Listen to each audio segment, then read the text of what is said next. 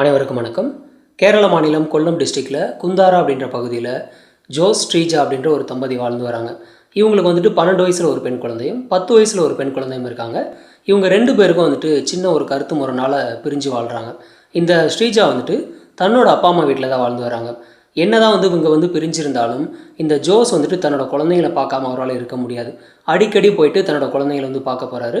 இந்த ஜோஸ் வந்துட்டு தன்னோட குழந்தைங்களை பார்க்க வரும்போதெல்லாம் இந்த ஸ்ரீஜா வந்துட்டு நீங்கள் எதுக்கு இங்கே வரீங்கன்னு சொல்லி இவர் அவமானப்படுத்தி அனுப்பிட்டு இருப்பாங்க. அவமானப்பட்டாலும் பரவாயில்ல, தன்னோட குழந்தைங்களுக்காக தான் வரேன்னு சொல்லிட்டு தன்னோட குழந்தைங்களுக்கு பிடிச்ச பொருளெல்லாம் வாங்கிட்டு கொடுப்பாரு. ஸோ இந்த மாதிரி நாட்கள் போய்கிட்டே இருக்கும்போது ஜனவரி 15, 2017 அன்னைக்கு இந்த ஸ்ரீஜா தன்னோட மூத்த பொண்ணை கூட்டிகிட்டு கடைக்கு காய்கறி வாங்குறதுக்கு போகிறாங்க. போயிட்டு வீட்டுக்கு தேவையான பொருள் எல்லாத்தையும் வாங்கிட்டு 2 பேருமே வீட்டுக்கு வராங்க. வந்துட்டு இந்த ஹாலில் உள்ளே வந்த உடனே பார்த்தாக்க இந்த ஸ்ரீஜா கத்தி கதறி அழுகுறாங்க. அப்படி என்ன ஹாலில் என்ன சம்பவத்தை பார்த்துருக்காங்க அப்படின்னாக்க, தன்னோட 2வது பொண்ணு சிந்தியா அங்கே ஹாலில் இருக்கக்கூடிய ஒரு ஜன்னலில் தூக்கு மாட்டி இறந்து போயிருக்காங்க. இப்போ இந்த ஸ்ரீஜா கத்துன சவுண்டில் அக்கம் பக்கத்தில் இருக்கக்கூடியவங்க எல்லாருமே இங்கே வந்துட்டாங்க. அதே சமயத்தில் இந்த ஸ்ரீஜாவோட பேரண்ட்ஸும் வந்துட்டாங்க. எல்லோரும் பார்க்கும்போது இந்த ஜன்னலில் இந்த ஸ்ரீஜாவோட 2வது பொண்ணு தூக்கு மாட்டி தொங்கிட்டு இருக்காங்க. ஸோ இதை பார்த்த உடனே இந்த பொண்ணுக்கு இந்த வயசில் என்னாச்சுன்னு சொல்லிட்டு யாருக்கும் ஒன்றும் புரியவே இல்லை.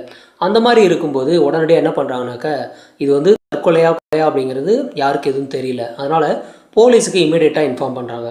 போலீஸ் டைரெக்டாக கிளம்பி இங்கே ஸ்பாட்டுக்கு வராங்க. போலீஸ் பார்க்கும்போது அந்த பொண்ணு ஜன்னலுக்கு கீழே கிட்டத்தட்ட உட்காந்த மெனியில் தொங்கிக்கிட்டு இருக்காங்க. தற்கொலை மாதிரி தான் இருக்குது. இருந்தாலும் விசாரணையில் தான் இது தற்கொலையா இல்லை கொலையான்னு சொல்லி தெரியும்னு சொல்லிட்டு அங்கே க்ரைம் ஸ்பாட்டில் ஏதாவது தடயங்கள் கிடைக்குதா அப்படின்னு சொல்லிட்டு தேடி பார்க்குறாங்க. அந்த மாதிரி தேடும்போது அந்த ஜன்னலுக்கு பக்கத்துலேயே பார்த்தீங்கன்னா ஒரு லெட்டர் இருந்திருக்கு. இந்த பொண்ணு தூக்கு மாட்டுறதுக்கு முன்னாடியே ஒரு லெட்டர் எழுதி வச்சுருக்கு. அந்த லெட்டரில் அப்படி என்ன இருந்திருக்கு அப்படின்னாக்கா, என்னோட மரணத்துக்கு யாரும் காரணம் கிடையாது, அதேமாதிரி எனக்கு அமைதியே இல்லை, அதனால் என்னோட உயிரை நான் மாச்சுக்கிறேன்னு சொல்லி அந்த பொண்ணு எழுதியிருக்கு. இப்போ இது இந்த பொண்ணு எழுதுனது தானா இல்லை வேறு யாராவது எழுதி வச்சுருக்காங்களான்னு சொல்லி சந்தேகப்பட்டு இந்த பொண்ணு ஆல்ரெடி எழுதின இந்த நோட் புக்கெல்லாம் எடுத்து செக் பண்ணுறாங்க. ஸோ 2 ஹேண்ட் ரைட்டிங்கும் ஒரே மாதிரியே தான் இருந்திருக்கு. இதை எழுதுனது சிந்தியா தான் சொல்லி கன்ஃபார்ம் ஆகுது.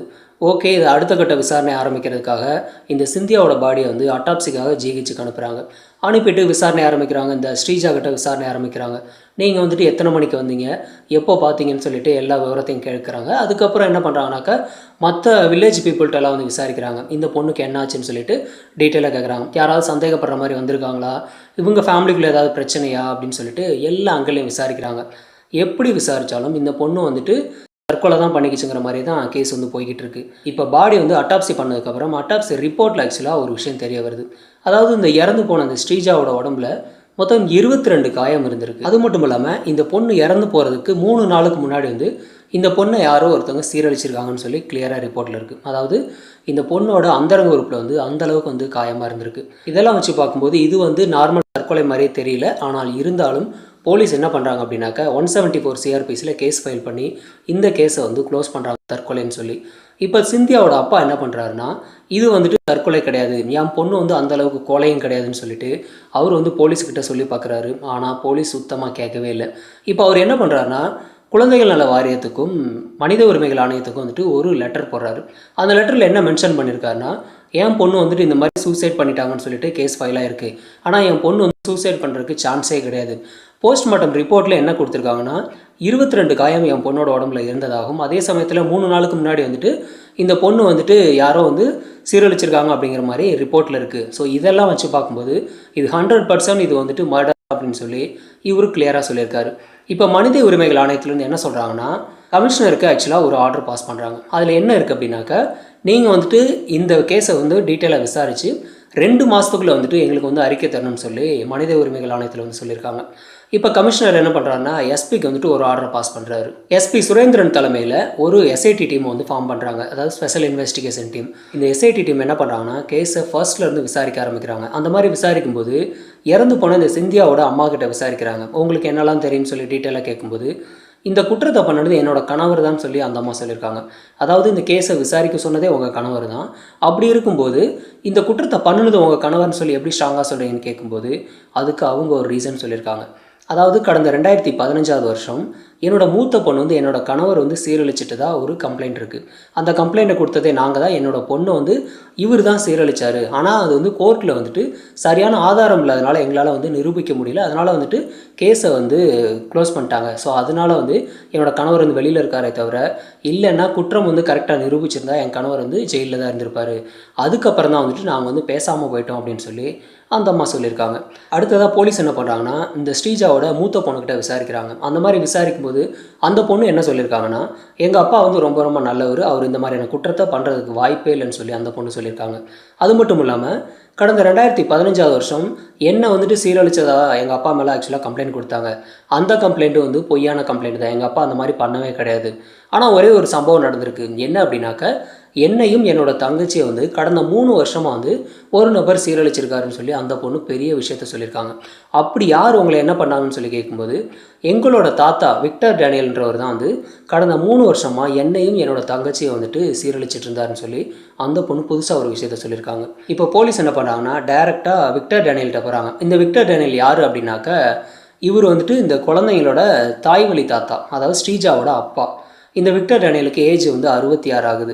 அந்த நபர்கிட்ட விசாரிக்கும் போது பல உண்மைகள் ஆக்சுவலாக போலீஸுக்கு வெளில வருது. அதாவது இந்த ஜோஸ், ஸ்ரீஜா 2 பேருமே கல்யாணம் ஆனதுலேருந்து ரொம்ப சந்தோஷமாக வாழ்ந்து வராங்க. 2 பேருமே வந்து வேலைக்கு போயிட்டுருக்காங்க. இவங்களுக்கு வந்துட்டு 2 பெண் குழந்தைகள் வந்து பிறக்குது. குழந்தைங்க இருக்கும்போதும் கூட இவங்க வந்துட்டு வேலைக்கு போயிட்டுருக்காங்க 2 பேருமே தனித்தனியாக. இந்த மாதிரி வேலைக்கு போகும்போது ஒரு நாள் இவங்க வீட்டில் வந்துட்டு இந்த ஸ்ரீஜாவோட அப்பா வந்துட்டு இந்த டேனியல் வந்து இருக்கார். இவர் வந்துட்டு குழந்தைகளெல்லாம் பார்த்துக்கிறாரு. இவங்க 2 பேர் வந்து வேலைக்கு போயிடுறாங்க. இந்த மாதிரி போகும்போது கடந்த 2015 வருஷம் இந்த டேனியல் என்ன பண்ணுறாருனாக்கா, வீட்டில் இருக்கும்போது இந்த ஸ்ரீஜாவோட மூத்த பொண்ணை என்ன பண்ணுறாருனா தனியாக கூட்டிகிட்டு போயிட்டு அந்த பொண்ணுக்கிட்ட இயற்கைக்கு மாறான முறையில் உறவு வைக்கிறாரு. ஸோ இந்த மாதிரி வச்சுக்கும்போது இந்த பொண்ணு வந்துட்டு அழுக ஆரம்பிச்சிருக்காங்க. இப்போ இந்த ஆள் என்ன சொல்லியிருக்காருனாக்கா, நீ வந்துட்டு கத்தாத, அதே சமயத்தில் இது வந்து வெளியிலையும் சொல்லாத, உனக்கு வந்துட்டு நான் வந்து பேங்க்கில் பணம் போட்டு வைக்கிறேன், அது மட்டும் இல்லாமல் உனக்கு வந்துட்டு பெரிய பொண்ணு ஆனதுக்கப்புறம் நான் வந்து மேரேஜ் பண்ணிக்கிறேன்னு சொல்லிட்டு பல ஆசை வார்த்தைகள் கூறியிருக்காரு. ஸோ இந்த பொண்ணு பார்த்தீங்கன்னா அவங்க அம்மாக்கிட்டையும் சரி அவங்க அப்பாக்கிட்டையும் சரி யாருக்கிட்டையுமே இந்த சம்பவத்தை பற்றி சொல்லவே இல்லை. இதை ஒரு ரீசனாக வச்சுக்கிட்டு இவர் என்ன பண்ணியிருக்காருன்னா, திரும்ப திரும்ப வந்துட்டு தொடர்ந்து இந்த பொண்ணை வந்து சீரழிக்க ஆரம்பிச்சிருக்காரு. இந்த சம்பவம் அடுத்து ஒரு சில நாட்கள்லேயே பார்த்தீங்கன்னா இந்த ஸ்ரீஜாவுக்கு தெரிய வருது. அதாவது தன்னோட மூத்த பொண்ணோட நடவடிக்கையில் வந்து கொஞ்சம் மாற்றம் தெரியுது. ஸோ இந்த மாற்றத்தை வச்சு இந்த ஸ்ரீஜா என்ன பண்ணுறாங்கன்னா, தன்னோட பொண்ணை வந்து யாரோ சீரழிச்சிருக்காங்கிறது கன்ஃபார்ம் ஆகுது. இது என்ன பண்ணுறாங்கன்னா, தன்னோட அப்பா டேனியல்கிட்டே சொல்கிறாங்க, அப்பா இது மாதிரி உன்னோட பேத்திக்கு வந்து இந்த மாதிரி ஆயிடுச்சு, யார் பண்ணாங்க என்னன்னு தெரியலப்பான்னு சொல்லிட்டு இந்த பொண்ணு வந்து யதார்த்தமாக சொல்கிறாங்க. இதுக்கு டேனியல் என்ன சொல்கிறாருனாக்கா, இதை பண்ணினது வேறு யாரும் இல்லைம்மா, உன்னோட ஹஸ்பண்டு தான் பண்ணியிருக்கான், அவனோட கேரக்டரே வந்து சரியில்லைன்ற மாதிரி இந்த டேனியல் சொல்லியிருக்காரு. ஸோ தன்னோட அப்பா சொல்லிட்டாரு அப்படிங்கிற ஒரே காரணத்துக்காக கண்மூடித்தனமாக தன்னோட ஹஸ்பண்ட் மேலே போய் போலீஸில் ஒரு கம்ப்ளைண்ட் கொடுக்குறாங்க. அதாவது என்னோட மூத்த பொண்ணை வந்து சீரழிச்சது என்னோட ஹஸ்பண்ட் அப்படின்னு சொல்லி ஒரு கம்ப்ளைண்ட்டை கொடுக்குறாங்க. ஆனால் இந்த ஜோஸ் மேலே எந்த ஒரு குற்றமும் இல்லை அப்படின்னு சொல்லி கோர்ட்லேயே வந்து சொல்லி விடுதலை பண்ணிட்டாங்க.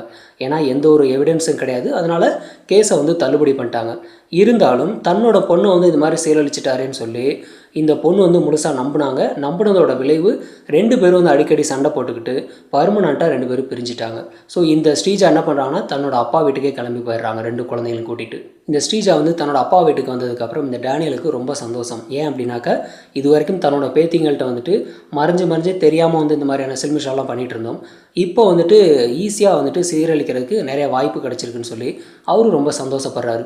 இப்போ என்ன பண்ணுறாருனா, வீட்டில் யாரும் இல்லை அப்படின்னாக்கா தன்னோட பேத்திங்க 2 பேரையுமே கூப்பிட்டு மொபைலில் வந்துட்டு அந்த மாதிரி தவறான படங்கள்லாம் காட்டி இயற்கைக்கு மாறான முறையில் 2 பேர்கிட்டையுமே உறவு வச்சுக்கிறாரு.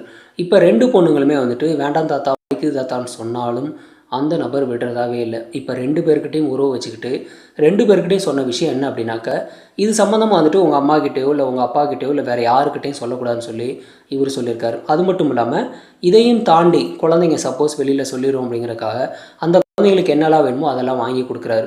ஸோ இந்த மாதிரி குழந்தைங்களை வந்து ஐஸ் வச்சு ஏமாற்றிட்டு இருந்திருக்காரு. 2017 ஜனவரி 15 இந்த ஸ்ரீஜா வந்து தன்னோட மூத்த பொண்ணை கூட்டிகிட்டு வீட்டுக்கு தேவையான காய்கறிலாம் வாங்கணும் அப்படிங்கிறக்காக கடைக்கு போகிறாங்க. ஸோ கடைக்கு போனவங்க காய்கறிலாம் வாங்கிட்டு வர்றதுக்கு கொஞ்சம் லேட் ஆகுது.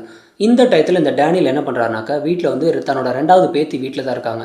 அந்த பேத்தியை தன்னோட ரூமுக்கு கூப்பிட்டு என்ன பண்ணுறாருனா, மொபைலில் வந்து அந்த மாதிரியான படத்தை காட்டி இதே மாதிரியே பண்ணலாம் பாப்பான்னு சொல்லி அந்த பேத்தியை சீரழிக்க ஆரம்பிக்கிறார். இப்போ அந்த பொண்ணு வந்து எவ்வளோ சொல்லி பார்க்குறாங்க, தாத்தா முடியல தாத்தா, ரொம்ப வலி தாத்தான்னு சொல்லி பார்க்குறாங்க. ஆனாலும் டேனியல் வந்து கேட்குற மாதிரியே இல்லை. அவர் வந்து விடவே இல்லை. இந்த மாதிரி வந்து தொடர்ந்து சீரழிக்கவும் அந்த பொண்ணு ஒரு கட்டத்துக்கு மேலே என்ன சொல்லியிருக்கு அப்படின்னாக்க, இந்த சிந்தியா வந்துட்டு, நீங்கள் இந்த மாதிரி பண்ணினதை வந்து நான் அம்மா கிட்ட சொல்லிடுவேன்னு சொல்லி மிரட்ட ஆரம்பிச்சிருக்கு. ஸோ சிந்தியாவோட மிரட்டலுக்கு பயந்து இருந்தால் என்ன பண்ணுறாருனாக்க, சப்போஸ் சிந்தியா வந்து ஒரு வேளை வெளியில் சொல்லிட்டா தனக்கு வந்து ஒரு பக்கம் அவமானமாக போயிடும், இன்னொரு பக்கம் கண்டிப்பாக நம்மளை சும்மா விட போகிறதில்லன்னு சொல்லி இந்த சிந்தியாவை விட்டு வைக்கக்கூடாது அப்படின்னு சொல்லி ஒரு முடிவு பண்ணுறாரு. ஸோ சிந்தியாவை இத்தோட தீர்த்து கட்டுன்னு சொல்லி முடிவு பண்ணி, ஆனாலும் அதே சமயத்தில் போலீஸ்லேயும் மாட்டிக்கக்கூடாது, அதுக்காக சிந்தியாவை மிரட்டி ஒரு லெட்டர் எழுத வச்சுருக்காரு. அதாவது என்னோட மரணத்துக்கு யாரும் காரணம் கிடையாது, அதே சமயத்தில் இங்கே வந்து எனக்கு வந்து அமைதியே இல்லை, அதனால் வந்து இந்த உலகத்தை விட்டே போகிறேன்னு சொல்லி ஒரு லெட்டர் எழுதி வச்சுருக்காரு. இந்த மாதிரி லெட்டர் எழுதி அந்த இடத்துல மடித்து வச்சுட்டு, அதாவது இவரே வந்துட்டு ஒரு ஷால் எடுத்து இறுக்கி கொண்டு கழுத்தை இறுக்கி, ஸோ அந்த மாதிரி பண்ணிவிட்டு அதுக்கப்புறம் வந்து ஹாலில் வந்து ஒரு ஜன்னல் இருக்குது, அந்த ஜன்னலோட கம்பியில் அந்த ஷாலை மாட்டி இந்த பொண்ணு வந்து தானாகவே வந்து தொங்குன மாதிரி ஒரு செட்டப் பண்ணி வச்சிடறாரு. ஸோ இதெல்லாம் பண்ணி வச்சதுக்கப்புறம் இந்த ஸ்ரீஜா வந்து தன்னோட பொண்ணோட வந்து கடைக்கு போனவங்க ரிட்டன் வீட்டுக்கு வராங்க, வந்து பார்த்தோன்னே கதறி அழுகுறாங்க. ஸோ இந்த சத்தத்தை கேட்டு தான் வந்து அக்கம் பக்கத்தில் இருக்கக்கூடிய வில்லேஜ் மக்கள் எல்லாரும் வந்து இந்த வீட்டுக்கு வந்திருக்காங்க. அடுத்ததாக வந்து போலீஸுக்கும் வந்து இன்ஃபார்ம் பண்ணுது. இந்த டேனியல் வந்து தன்னோட பேத்திகளை மட்டும்தான் இந்த மாதிரி பண்ணியிருக்காரு அப்படின்னு கேட்டால் கண்டிப்பாக தான் கிடையாது. அதாவது தன்னோட பக்கத்து வீட்டில் இருக்கக்கூடிய ஒரு 14 வயசு பையனை கூப்பிட்டு இதே மாதிரி இயற்கைக்கு மாறான முறையில் அவங்ககிட்ட வந்து உறவு வச்சுக்கிறாரு. உறவு வச்சுக்கிட்டு அந்த பையன் வந்து சப்போஸ் வெளியில் சொல்லிட்டா என்ன பண்ணுறதுன்னு சொல்லி பயந்து அந்த பையனை இந்த தன்னோட பேத்தியை வந்து எப்படி தீர்த்து கட்டினாரோ சேம் கான்செப்டில் தீர்த்து கட்டுறாரு. அதாவது அந்த பையனே வந்து தூக்குன மாதிரி ஒரு செட்டப் பண்ணி வச்சுறாரு. ஸோ இந்த மாதிரி பண்ணி வச்சுட்டு இந்த கேஸ் ஆக்சுவலாக தற்கொலை கேஸுன்னு சொல்லி போலீஸில் வந்து கேஸை வந்து க்ளோஸ் பண்ணுறாங்க. ஆனால் இந்த பையனோட அப்பா அம்மா வந்து போலீஸ்கிட்ட என்ன சொல்கிறாங்கன்னா, இது வந்து தற்கொலை கிடையாது, என் பையன் அப்படிப்பட்ட பையனும் கிடையாது, இதை வந்து யாரோ வேணும்னே பண்ணிவிட்டு என் பையனை இறந்த மாதிரி ஒரு செட்டப் பண்ணி வச்சுருக்காங்கன்னு சொல்லி அவங்க வந்துட்டு போலீஸுக்கிட்ட சொல்லியிருக்காங்க. அது மட்டும் இல்லாமல் அந்த குற்றவாளியை நீங்கள் கண்டுபிடிக்கணும்னு சொல்லி ப்ரெஷருக்கு மேலே ப்ரெஷர் வந்து போலீஸுக்கு கொடுக்க ஆரம்பிச்சிருக்காங்க. இப்போ இந்த டேனியலோட பையன், அவன் பேர் வந்து ஷிபு, அவன் என்ன பண்ணுறான் அப்படின்னாக்க, இந்த இறந்து போன பையனோட அக்காவுக்கு வந்து கால் பண்ணுறான். கால் பண்ணி நீங்கள் வந்துட்டு இந்த கேஸ் விஷயமா போலீஸுக்கிட்ட வந்து ப்ரெஷர் கொடுத்தாலோ இல்லை இது சம்மந்தமாக யாருக்கிட்ட பேசிகிட்டு இருந்தீங்க அப்படின்னாக்க உங்கள் யாரையும் குடும்பத்தோட உயிரோட விட மாட்டேன்னு சொல்லி மிரட்ட ஆரம்பிச்சிருக்கான்.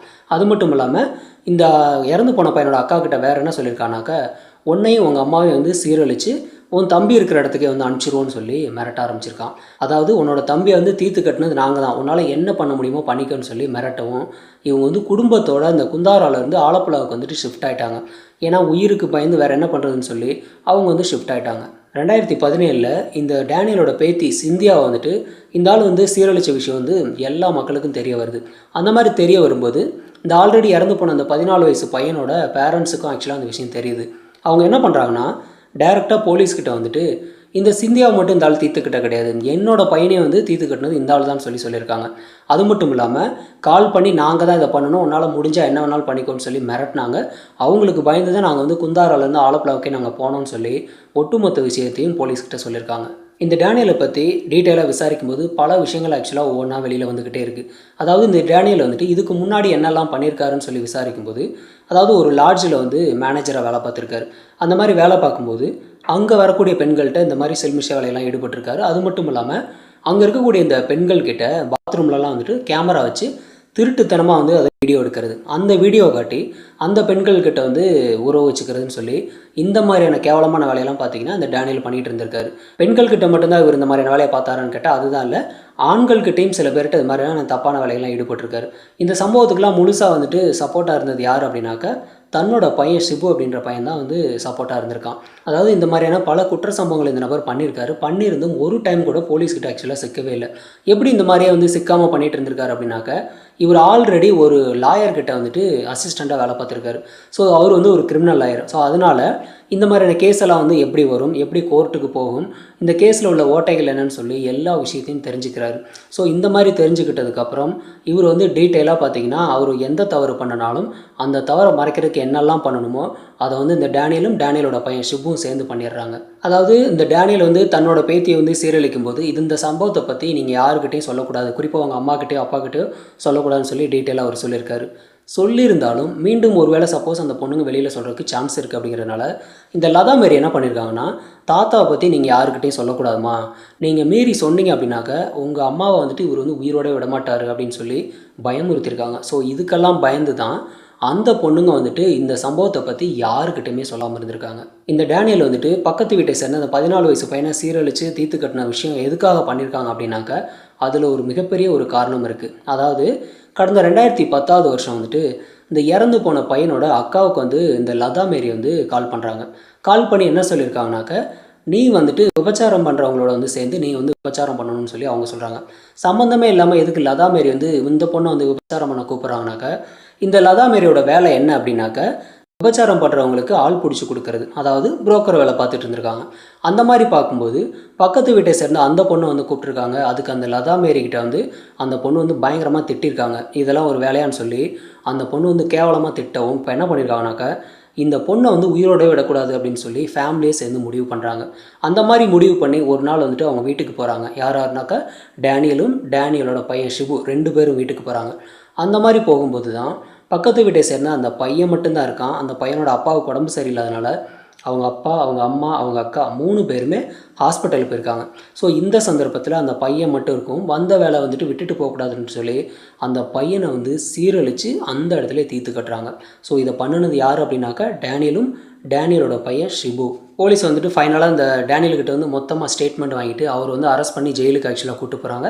அரெஸ்ட் பண்ணி இந்த மாதிரி வெளியில் ஆக்சுவலாக கூட்டிகிட்டு வரும்போது ஒட்டுமொத்த கேரள மக்களும் ஒன்றா கூடி இந்த நபரை வந்து எங்ககிட்ட விட்டுட்டு போங்க, இப்படியான கேவலமான ஜென்மங்கள் வந்து வாழவே கூடாதுன்னு சொல்லி அத்தனை மக்களும் கொந்தளிச்சிருக்காங்க. ஏன்னா அந்த மாதிரியான ஒரு சம்பவத்தை தான் இந்த டேனியல் ஃபேமிலியும் பண்ணியிருக்காங்க. 2017 மார்ச் மாதம் வந்துட்டு டேனியலோட ஒய்ஃப் லதா மேரியும் அவரோட பையன் ஷிபு இந்த 2 பேரையும் வந்து மறுபடியும் அரெஸ்ட் பண்ணுறாங்க. அரெஸ்ட் பண்ணி அவங்களையும் வந்து ஜெயிலில் போடுறாங்க. ஸோ ஒட்டுமொத்த ஃபேமிலி இப்போ ஜெயிலில் தான் இருக்காங்க. அது மட்டும் இல்லாமல் இந்த கேஸ் ஆக்சுவலாக ஸ்டார்டிங்கில் வந்துட்டு இந்த ஸ்ரீஜா வந்து தன்னோட முதல் பொண்ணை வந்து தன்னோட கணவர் தான் சீரழிச்சார்னு சொல்லி போலீஸில் ஒரு கம்ப்ளைண்ட் கொடுத்தாங்க. அந்த கேஸ் வந்துட்டு முழுக்க முழுக்க பொய்ன்னு சொல்லி நிரூபணமாயிருச்சு. அதாவது சீரழிச்ச விஷயம் உண்மை, ஆனால் அந்த குற்றம் பண்ணினது வந்து அவங்க கணவர் கிடையாதுன்னு சொல்லி ப்ரூவ் பண்ணிட்டாங்க.